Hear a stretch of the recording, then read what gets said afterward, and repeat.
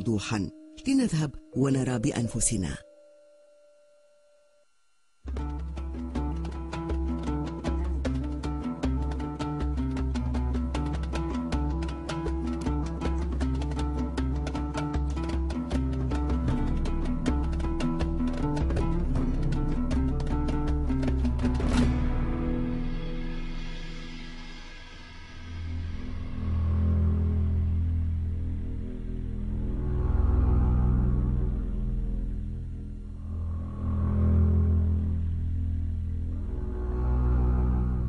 ها نحن هنا في موقع أبو رواش، وهو مكان مذهل في أعلى الجبل.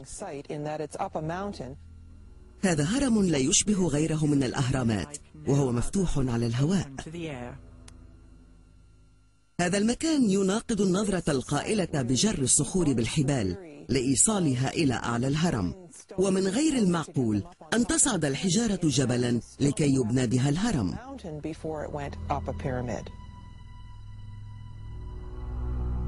المكان معزول ومهجور، وكثيرون لا يعرفون وجوده.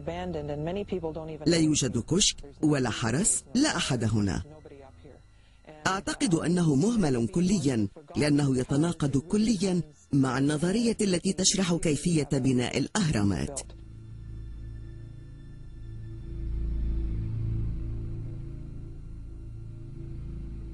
إذا نظرت حول المكان ترى دلائل حجارة صغيرة أحدث عهدا، وحجارة متوسطة الحجم، ثم حجارة قديمة ضخمة.